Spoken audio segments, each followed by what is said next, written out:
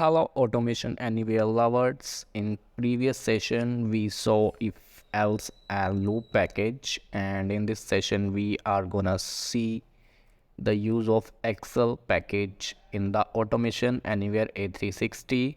So when we search action, we can see three packages are available: Excel Advanced, Excel Basic. You can see Excel Basic provides fast spreadsheet actions for .xlx file without the need to install the MS Excel program. It means if the MS Excel application is not installed in your system, then you can use this Excel Basic package.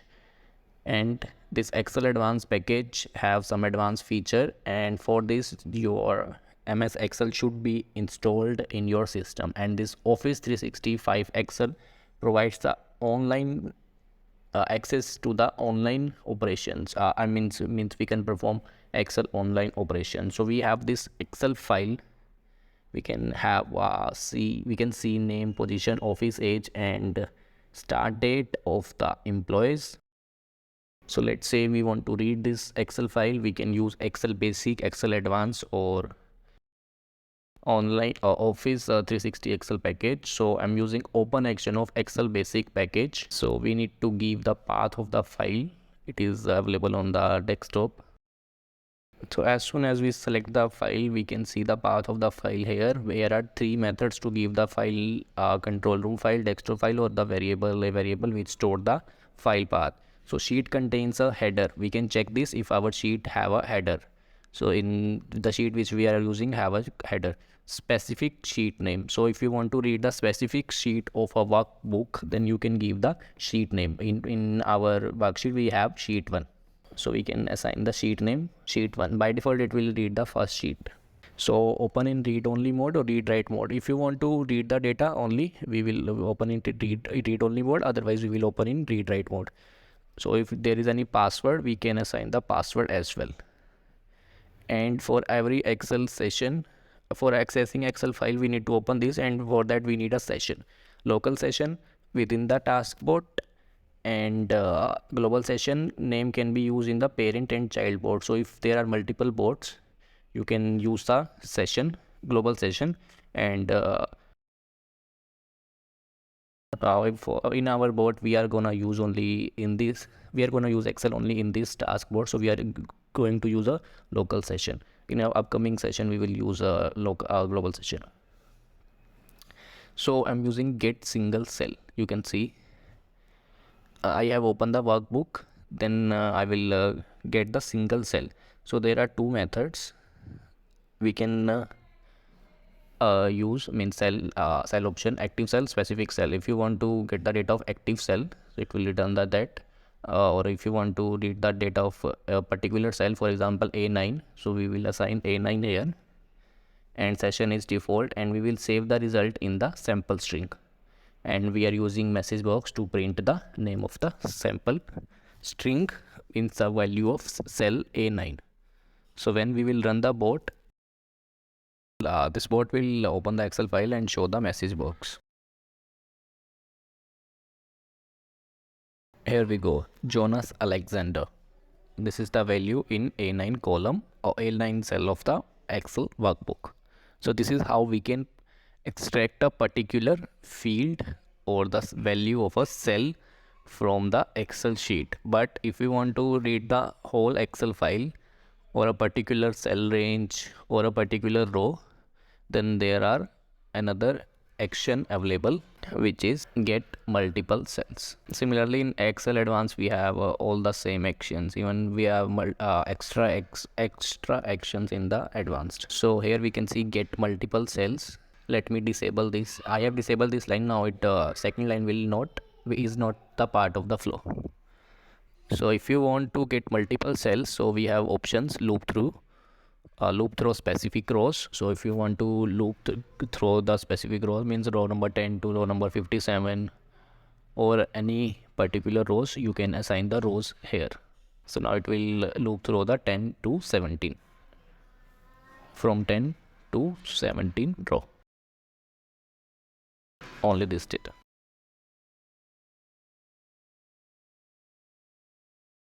But for example, if we need data of only 2 columns, not the rows, only 2 columns.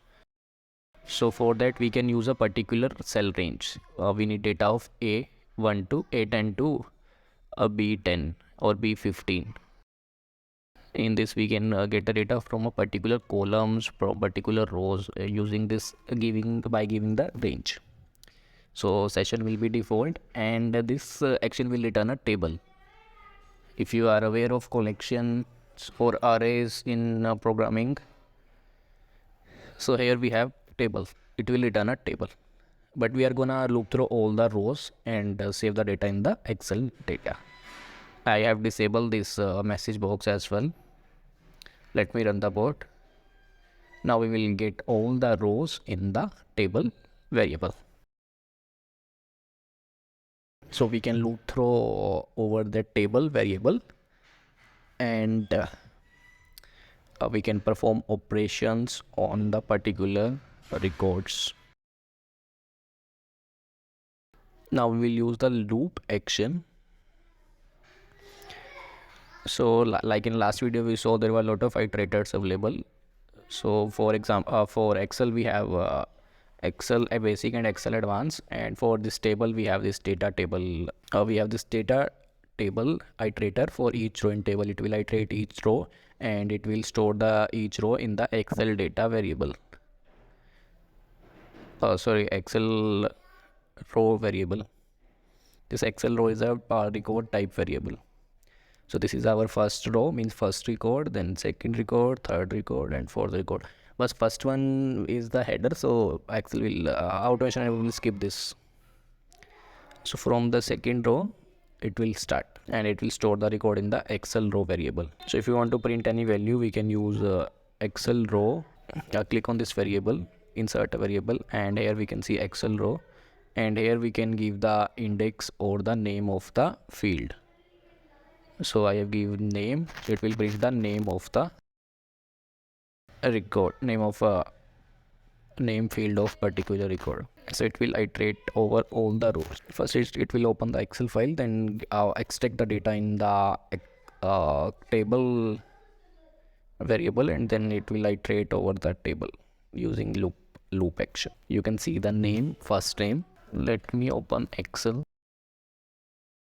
So in Excel we can see the first row, first name, then second, third, fourth name, fifth name is Brandon, Jennifer, Michael, Jonas, Ari, Michelle, Bruno, Bradley, Cara. So this is how we can get the data of a particular cell, and now we can apply operations. Means if the name is equal to this, or if the age is equal to this, then do that, and if the start date is this one, then perform this action, otherwise perform that action. So this is how we can loop through the data and perform the operations. We can use if condition, and we can like we are using string, we can we will use string conditions and apply. If the name is this one or the age is this one, then perform that action, otherwise perform that action. Oh, wait. So let's say if we want to print the data of a particular employees whose age is greater than this one, then we will use a if condition. We will use a number condition. If the age is equal to 66, then print this, otherwise don't print that. It will loop through the table and print only if the age is 66. So in the end we can see there are Ashen Cox and Michelle Silva with age 66. So it will print Ashen Cox. See Ashen Cox, and when I will close this,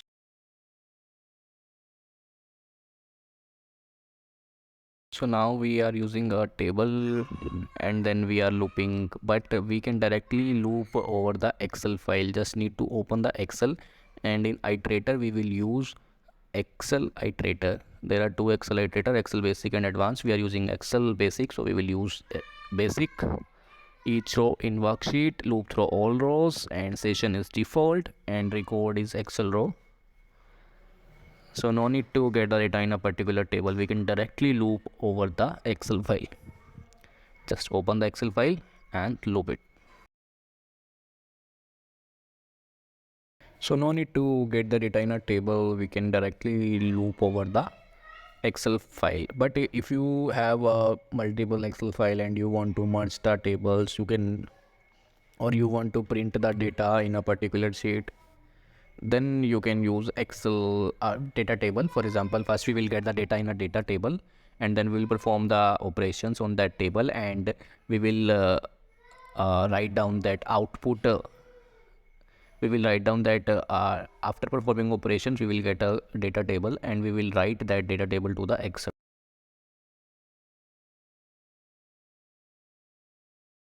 Similarly, we have open action of advanced package as well. All the packages are, all the actions are same. So this the Excel advanced use, we use this Excel advanced open for the particular files. So here are some extra options like load add-ins, exclude hidden sheets.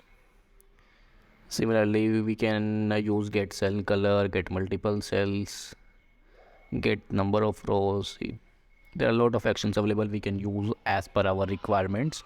In upcoming session we will use all these actions one by one. Append workbook, append worksheet, disable or enable real time screen update, close, convert Excel to PDF, create workbook. So close is very useful. This is one of the best practice. You should close the Excel files after using it.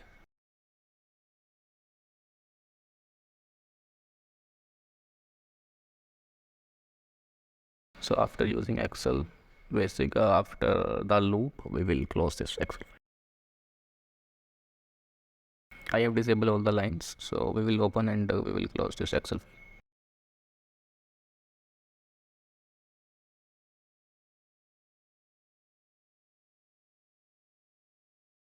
Okay, so when we open the Excel file in read write mode, then the Excel file should be closed. That Excel file is open in the background, you can see. So if we want to write the data, then it should be closed. But if you want to read the data only, then you can keep it open in the background. Otherwise, if you are getting this type of error, the process can't access the file because it is being used by another process. So it means that Excel file is opened somewhere.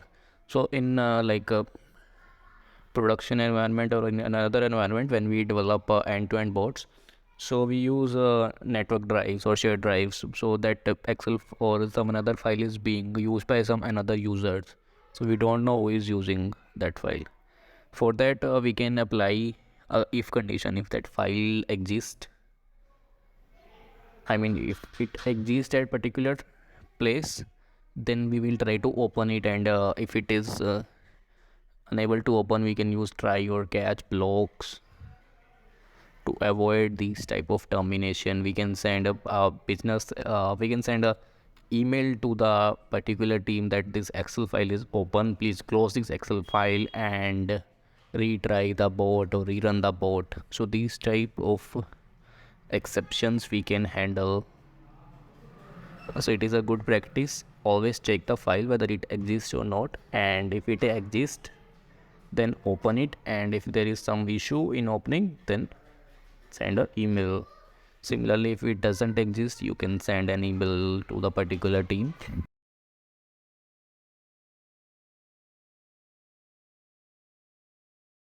So these are some Excel actions we can use.